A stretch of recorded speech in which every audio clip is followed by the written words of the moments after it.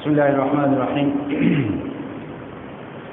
قرآن کریم 114 صورتیں، 6666 آیات، 540 رکوعات پر مشتمل اللہ جل شانہ کا کلام اور اللہ جل شانہ کی کتاب ہے۔ ہر صورت سے پہلے بسم اللہ الرحمن الرحیم لکھی ہوئی ہوتی ہے۔ آج کی نشست میں مختصراً بسم اللہ کے متعلق کچھ گزارشات آپ حضرات کی خدمت میں عرض کر رہا ہوں۔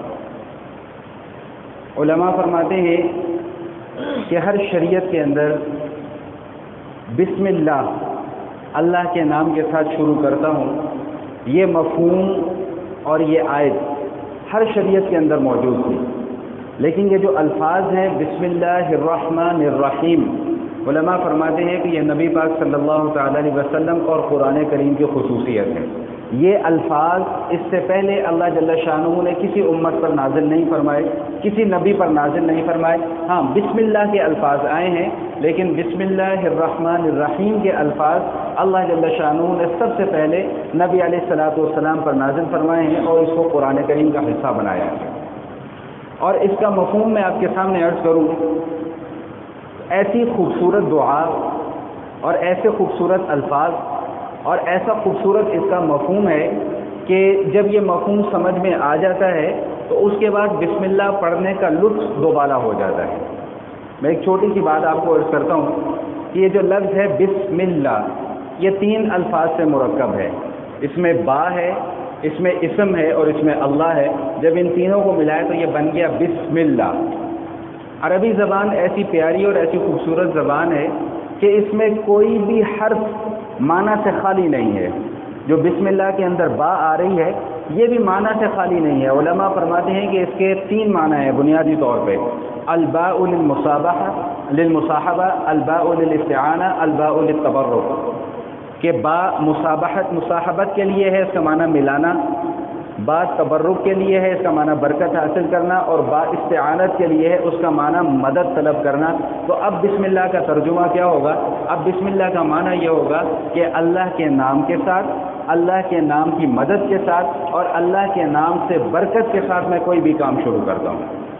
نبی کریم علیہ الصلوۃ والتسلیم کا فرمان عالی شان نے ارشاد فرمایا: کل امر ذی بال لم یبدأ ببسم اللہ فهو اقطع وابتر، کہ کوئی بھی اچھا کام، کوئی بھی جائز کام اور کوئی بھی عمدہ کام بسم اللہ کے بغیر اگر وہ شروع کر دیا جائے تو اس کام کے اندر سے برکت ختم ہو جاتی ہے، اس کام کے اندر برکت کوئی باقی نہیں رہتی۔ یہی وجہ ہے کہ نبی علیہ الصلوۃ والسلام کی تعلیمات کو جب ہم پڑھتے ہیں تو کھانا کھانے سے پہلے بسم اللہ، پانی پینے سے پہلے بسم اللہ، سواری پر سوار ہونے سے پہلے بسم اللہ، سواری پر اترنے سے پہلے بسم اللہ، گھر میں داخل ہوتے وقت بسم اللہ، گھر سے باہر نکلتے وقت بسم اللہ، لباس پہنتے وقت بسم اللہ، لباس اتارتے وقت بسم اللہ۔ یعنی کہ کوئی بھی زندگی کے معمولات میں سے معمول ایسا نہیں ہے کہ جس میں نبی علیہ الصلوۃ والسلام نے بسم اللہ پڑھنے کی تلقین نہ کی ہو۔ حدیث شریف میں آتا ہے، مفہوم ہے، فرمایا کہ جس کھانے سے پہلے بسم اللہ نہ پڑھی جائے اس کھانے کے اندر شیطان شامل ہو جاتا ہے، اور جب گھر میں داخل ہوتے وقت بسم اللہ نہ پڑھی جائے تو شیطان اپنے چمچے کھڑچوں سے کہتا ہے کہ آؤ بھائی آ جاؤ، آج تم سب لوگوں کے رات رہنے کا انتظام ہو گیا ہے۔ اور جب کھانے سے پہلے بسم اللہ نہ پڑھی جائے تو شیطان اپنے چمچوں کھڑچوں سے کہتا ہے کہ آؤ بھائی آؤ، آج تم سب کی بڑی بہترین دعوت کا انتظام ہو گیا ہے۔ تو یہ بسم اللہ الرحمن الرحیم اتنے برکت والے الفاظ اور اتنے عالی شان الفاظ ہیں۔ اس میں 2 لفظ آ رہے ہیں، الرحمن اور الرحیم۔ لفظی ترجمہ جب ہم کریں گے تو اس کا معنی ہوتا ہے بڑا ہی مہربان، نہایت رحم والا۔ اور یاد رکھیے گا کہ یہ رحمان اور رحیم اللہ تعالیٰ کی 2 ایسی صفات ہیں، خصوصیت کے ساتھ رحمان، کہ یہ رحمان والی صفت مخلوق میں سے کسی کے اندر نہیں پائی جاتی۔ رحمان کی جو صفت ہے، رحیم کی صفت تو نبی علیہ الصلوۃ والسلام کے لیے بھی استعمال ہوئی، لیکن جو رحمان کی صفت ہے یہ اللہ جل شانہ کے علاوہ کسی اور مخلوق کے اندر یہ صفت نہیں پائی جاتی۔ یہ صفت صرف خالق کی صفت ہے اور خاص صفت ہے۔ اچھا، اب اس میں یہ سمجھ لیجئے کہ اللہ تعالیٰ کی جو رحمت ہے یہ 2 طرح کی رحمت ہے۔ ایک رحمت ہے عمومی رحمت اور ایک رحمت ہے خصوصی رحمت۔ عمومی رحمت تو یہ ہے کہ جس سے ہر اللہ کو ماننے والا یا نہ ماننے والا ہر کوئی اس سے فائدہ اٹھا رہا ہے۔ جیسے اللہ تعالیٰ اپنے نہ ماننے والوں کو بھی کھلاتا بھی ہے، پلاتا بھی ہے، پہناتا بھی ہے، اڑاتا بھی ہے، چلاتا بھی ہے، ان کی ساری ضروریات کو بھی پورا کر رہا ہے۔ وہ دنیا کے اندر خیر کے ساتھ اور عافیت کے ساتھ اپنی زندگیاں بھی گزار رہے ہیں، کاروبار بھی کر رہے ہیں، پیسہ بھی کما رہے ہیں، شادیاں بھی ہو رہی ہیں، بیوی بچے بھی ہیں، ماں باپ بھی ہیں، بہن بھائی بھی ہیں۔ تو یہ تو وہ عمومی رحمت ہے کہ جس سے ہر کوئی فائدہ اٹھا رہا ہے۔ جو اللہ کو مانتا ہے وہ بھی فائدہ اٹھا رہا ہے، جو اللہ کو نہیں مانتا وہ بھی فائدہ اٹھا رہا ہے۔ لیکن اللہ کی ایک رحمت جو خصوصی رحمت ہے، یہ وہ رحمت ہے کہ جس سے صرف اللہ کو ماننے والے ہی فائدہ اٹھا سکتے ہیں، اللہ کو نہ ماننے والے اس سے مستفید نہیں ہو سکتے۔ اور یہ اللہ کی رحمت ایسی رحمت ہے کہ کل روز محشر اللہ تعالیٰ اپنی اس رحمت کا مظاہرہ فرمائیں گے۔ حدیث شریف کے اندر آتا ہے کہ اللہ تعالیٰ کے عرش کے نیچے ایک بات لکھی ہوئی ہے، صحیح حدیث ہے، اللہ کے عرش کے نیچے یہ بات لکھی ہوئی ہے کہ میری رحمت میرے غصے کے اوپر غالب ہے۔ اور یہ اللہ تعالیٰ کی ایسی رحمت ہوگی کہ جس کا مظاہرہ اس انداز میں ہوگا کہ ایک ایسا انسان جس کی پوری زندگی نا امیدی میں گزری ہو، اس کی زندگی کا خاتمہ بھی نا امیدی پر ہوا ہو، اور کل قیامت والے دن بھی وہ نا امید ہی ہو کہ میرا کچھ نہیں ہو سکتا۔ ایمان شرط ہے، بس یہ ذہن میں رکھیے گا، ایمان شرط ہے۔ لیکن نا امیدی کی ایسی کیفیت ہے کہ وہ یہ سمجھتا ہے کہ میرا کچھ نہیں ہو سکتا، ساری زندگی نا امیدی میں گزاری، زندگی میں مر گیا، نا امیدی کی حالت میں مر گیا، کل قیامت کا دن آ گیا تب بھی نا امید ہے، پتہ نہیں کیا بنے گا، میں نہیں بچ سکتا، میں رگڑا جاؤں گا، اللہ مجھے سزا دے گا ہی دے گا۔ حدیث شریف میں آتا ہے کہ ایک شخص کو بلایا جائے گا، اس کے نامہ اعمال کا وزن کیا جائے گا۔ جب نامہ اعمال کا وزن کیا جائے گا تو جنت میں جانے کے لیے صرف ایک نیکی کم ہوگی اس کے پاس۔ یہ صحیح حدیث کا مفہوم آپ کے سامنے عرض کر رہا ہوں، کوئی قصہ کہانی نہیں سنا رہا میں۔ جنت میں جانے کے لیے اس کے پاس صرف ایک نیکی کم ہوگی، اور اسے کہا جائے گا کہ ایک نیکی کا انتظام کر کے لے کے آؤ، روز محشر میں قیامت والے دن ایک نیکی کا انتظام کر کے لے کے آؤ۔ وہ سوچے گا کہ اتنے میرے رشتہ دار تھے دنیا کے اندر، میرے ماں باپ تھے، میرے بہن بھائی تھے، میرے چچا تایا ماموں دوست، یہ وہ پڑوسی، کوئی نہ کوئی ایک نیکی تو مجھے دے ہی دے گا۔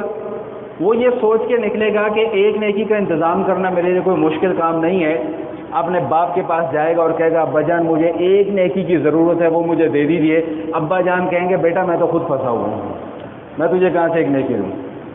وہ نا امید ہوگا، ماں کے پاس جائے گا، ماں بھی کہے گی میں نہیں دے سکتی، بہن کے پاس آئے گا وہ بھی کہے گی میں نہیں دے سکتی، بھائی کے پاس آئے گا وہ بھی کہے گا میں کچھ نہیں دے سکتا، پڑوسی کے پاس جائے گا، رشتہ داروں کے پاس جائے گا، ملنے جلنے والوں کے پاس جائے گا، یہاں تک کہ ایک نیکی نہ ملنے کی وجہ سے نا امید ہو کر بیٹھ جائے گا۔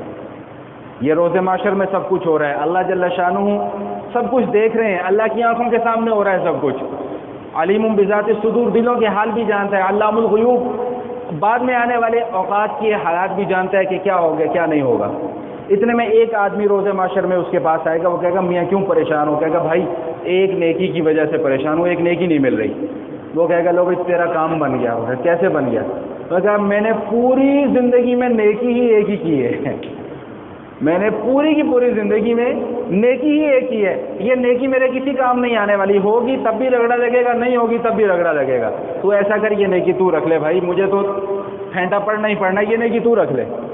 وہ بندہ اس کو نیکی دے دے گا۔ اب اللہ جل شانہ دیکھ رہے ہیں، اللہ فرشتوں کو دیں گے ان دونوں کو بلا کے لے کے آؤ، دونوں کو بلا کے لے کے آئیں گے، اللہ پوچھیں گے، جانتے ہیں سب کچھ، لیکن اس کے باوجود اتمام حجت کے لیے پوچھا جائے گا کہ بھائی تو ابھی تھوڑی دیر پہلے تک نا امید تھا، اب خوش کیوں ہے؟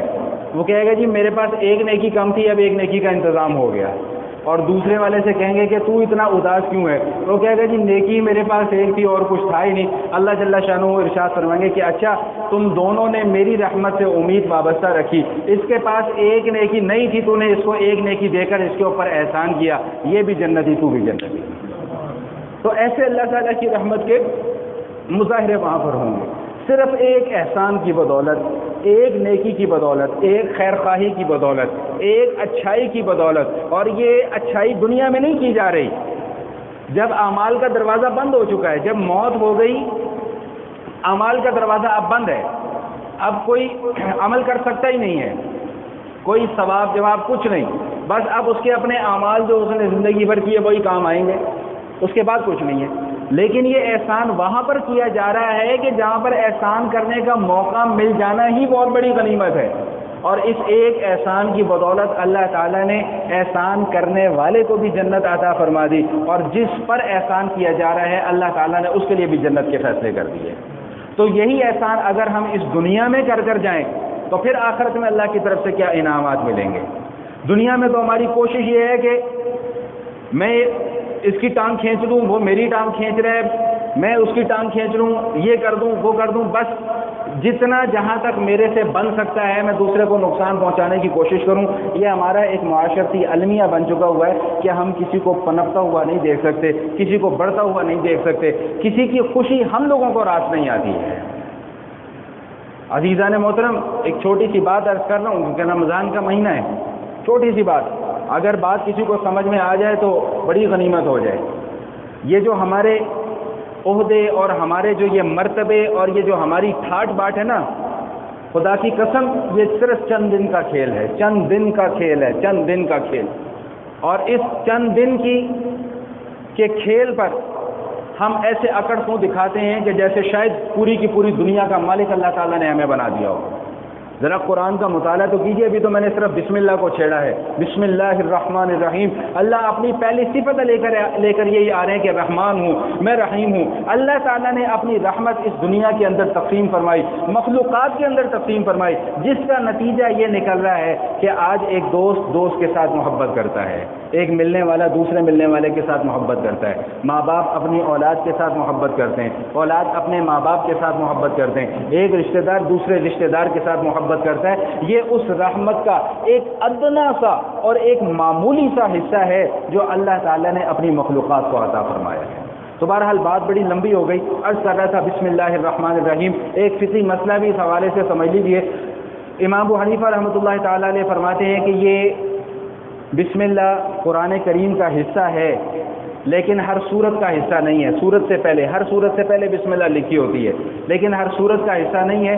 یہ سورتوں کے درمیان میں بسم اللہ اس لیے لائی جاتی ہے تاکہ یہ پتہ چل جائے کہ ایک سورت ختم ہو گئی ہے، اب اس کے بعد دوسری سورت کا آغاز ہونے لگا ہے۔ سورہ نمل پورے قرآن کریم میں ایک مرتبہ بسم اللہ الرحمن الرحیم بطور سورت کا حصہ، بطور قرآن کا حصہ بن کر آئی ہے، انہ من سلیمان و انہ بسم اللہ الرحمن الرحیم۔ یہی وجہ ہے کہ سورت کا حصہ نہیں ہے، اسی لیے نمازوں میں جب بھی ہم سورت کا آغاز کرتے ہیں تو بسم اللہ کو اونچی آواز سے نہیں پڑھا جاتا، بسم اللہ کو آہستہ آواز میں پڑھا جاتا ہے اور اس کے بعد جو ہے وہ سورت کا آغاز ہو جاتا ہے۔ یہ مختصر نہایت اختصار کے ساتھ میں نے بسم اللہ کے کچھ مضامین آپ کے سامنے عرض کر دیے ہیں۔ صرف ایک چھوٹا سا واقعہ آپ کے سامنے عرض کر دوں کہ اس بسم اللہ کے اندر کتنی برکتیں ہیں۔ حضرت عمر رضی اللہ تعالیٰ عنہ کو ہرقل نے اپنے دور کی سپر پاور نے خط لکھا کہ میرے سر میں ہر وقت درد رہتا ہے، اس کا کوئی علاج تجویز فرما دیجیے۔ حضرت عمر رضی اللہ تعالیٰ نے اس کو ایک ٹوپی بنا کے تو بھجوائی کہ بھائی یہ پہن دیا کر۔ وہ جب ٹوپی سر پر پہنتا تو اس کے سر کا درد دور ہو جاتا، اور جب ٹوپی سر سے اتار دیتا تو اس کے سر کے اندر دوبارہ درد شروع ہو جاتا۔ انسان ہے، تجسس ختم نہیں ہوتا۔ اس نے کہا ایک دن کھول کر دیکھوں تو صحیح اس ٹوپی کے اندر ایسا جادو کیا ہے۔ جب اس نے کھول کے دیکھا تو چھوٹے سے رقعے کے اوپر لکھا ہوا تھا بسم اللہ الرحمن الرحیم۔ تو یہ بسم اللہ اللہ تعالیٰ نے ہمیں عطا فرمائی ہے، مجھے عطا فرمائی ہے، آپ کو عطا فرمائی ہے۔ آج سے اپنا یہ معمول بنا لیجئے کہ جب بھی کوئی کام کرنا ہو، اچھا کام کرنا ہو، نیک کام کرنا ہو، اس سے پہلے بسم اللہ کا آغاز کر لیجئے، بسم اللہ سے آغاز کیجئے۔ ایک فقہی مسئلہ بھی سمجھ لیجئے، فقہا نے لکھا ہے کہ اگر کسی شخص نے خدا نخواستہ ثم خدا نخواستہ ثم خدا نخواستہ کسی شخص نے کسی ناجائز اور حرام کام شروع کرنے سے پہلے بسم اللہ پڑھ لی، وہ اسی وقت دائرہ اسلام سے خارج ہو جائے گا۔ اس لیے بہت زیادہ احتیاط کی ضرورت ہے۔ کسی بھی گناہ کے کام سے پہلے اگر کسی نے بسم اللہ پڑھ کر وہ کام شروع کیا تو نعوذ باللہ ثم نعوذ باللہ وہ اسی وقت دائرہ اسلام سے خارج ہو جائے گا۔ فتویٰ لگا نہیں رہا، فتویٰ بتا رہا ہوں آپ کو۔ فتویٰ لگانے میں اور فتویٰ بتانے میں بہت فرق ہے۔ ایک چھوٹا سا مسئلہ سمجھ لیجئے، پھر بات اپنی مکمل کر رہا ہوں۔ جب فجر کا وقت شروع ہو جائے، سحری کا وقت ختم ہو گیا، تہجد کا وقت ختم ہو گیا، جب فجر کا وقت شروع ہو جائے تو اس کے بعد جب تک فجر کا وقت ختم نہیں ہو جاتا کسی بھی قسم کی نفل نماز پڑھنا مکروہ ہے، چاہے وہ تحیۃ المسجد ہو، چاہے وہ تحیۃ الوضو ہو، چاہے وہ کوئی بھی نفل نماز ہو۔ سیدنا عبداللہ ابن عباس رضی اللہ تعالیٰ عنہما فرماتے تھے کہ جب فجر کا وقت شروع ہو جاتا تھا تو اس کے بعد نبی علیہ الصلوۃ والسلام صرف فجر کی 2 سنتیں پڑھا کرتے تھے، اس کے علاوہ کوئی اور نماز نہیں پڑھا کرتے تھے۔ کل کی نشست میں انشاءاللہ سورہ فاتحہ کے مضامین اور سورہ بقرہ کے مضامین کا تذکرہ ہوگا۔ اللہ پاک ہمیں عمل کی توفیق عطا فرمائے۔